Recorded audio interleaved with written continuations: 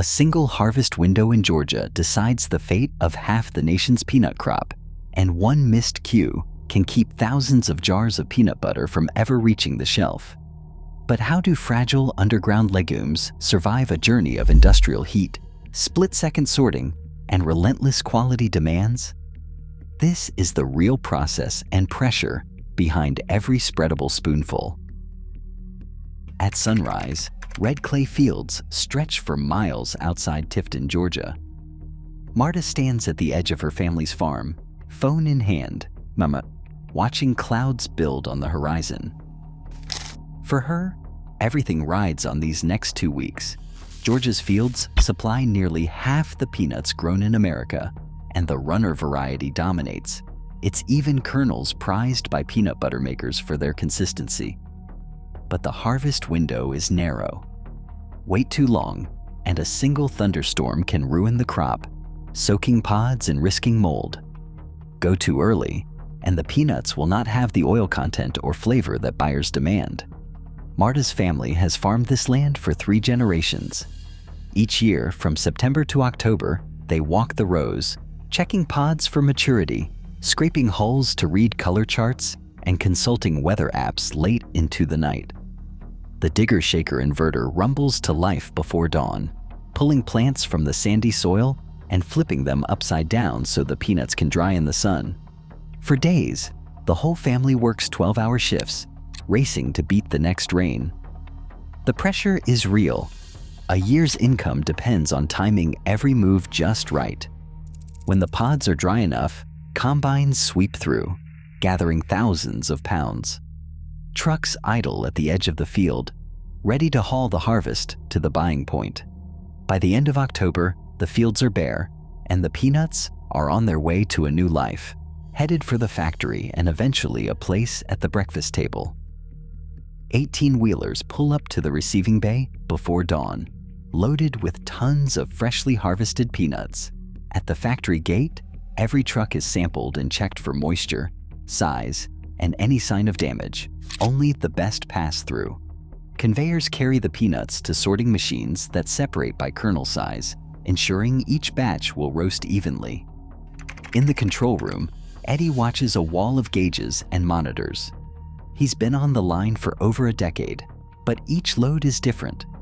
Roasting isn't just about heat, it's about precision. The ovens are set to 320 degrees Fahrenheit, but the time varies, anywhere from 40 to 60 minutes. The goal is always the same, to bring out the peanuts' full flavor, drive off just enough moisture, and kill any lingering microbes. Inside the massive rotating ovens, thousands of pounds of peanuts tumble slowly, their color deepening from pale tan to rich gold.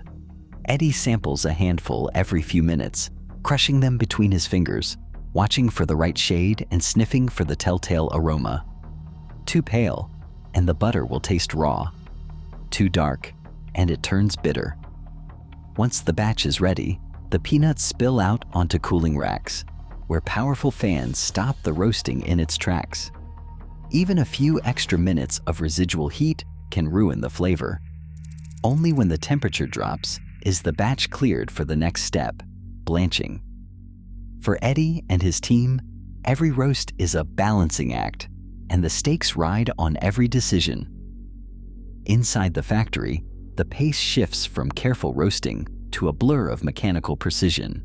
Peanuts, still warm from the ovens, rush along stainless steel conveyors toward the blanching line. Rubber rollers spin at high speed, stripping away the papery red skins with friction. Air jets blast the skins aside, leaving clean kernels tumbling onto the next belt. Technicians, led by Eddie, monitor the process from control panels and catwalks, eyes flicking between digital readouts and the steady stream of peanuts below. Electronic sorters scan each kernel, using bursts of air to eject any that show even a hint of discoloration or damage. Split peanuts and bitter hearts are diverted, ensuring only the best make it forward. The selected kernels drop into massive grinders, where spinning steel rotors break them down in 2 stages. The first pass turns whole peanuts into a thick, grainy paste. The second grind polishes the texture, shearing the paste at thousands of revolutions per minute. Friction alone heats the mixture to nearly 170 degrees Fahrenheit, releasing roasted aromas and creating a silky, uniform base. Every second counts. Any hesitation risks clogging the line or overheating the batch. Under Eddie's watch, efficiency and vigilance work side by side, setting the stage for the final transformation from paste to spread. Warm, peanut butter streams into jars at 120 degrees Fahrenheit, thick and glossy from the grinders. The line moves fast, hundreds of jars a minute, each one capped and sealed before the contents have a chance to cool. As the peanut butter contracts, it pulls a vacuum inside the jar, locking out air and helping to keep the spread safe for months on the shelf. In the quality control lab, technicians pull samples from every batch, checking for the right texture, flavor, and most critically, any sign of contamination. Their vigilance is not optional. In 2008, a Salmonella outbreak linked to a single plant in Georgia triggered one of the largest food recalls in United States history, sickening hundreds and shaking public trust. Now, every jar that leaves the factory represents a promise kept. On a busy day, a single plant can fill around 250,000 jars, each one carrying the legacy of Eddie's careful roasting and the responsibility to protect families nationwide. Beyond the factory, the story of peanut butter stretches even further. Peanuts, as legumes, enrich the soil by fixing nitrogen, making them less dependent on synthetic fertilizers than many crops. Yet debates persist over pesticides and the true environmental cost of large-scale farming.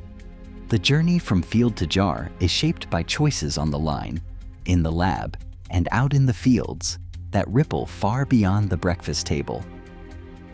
Every jar relies on precision, safety, and innovation, because one misstep can risk lives. As demand grows, the true cost of convenience is never far from the factory floor.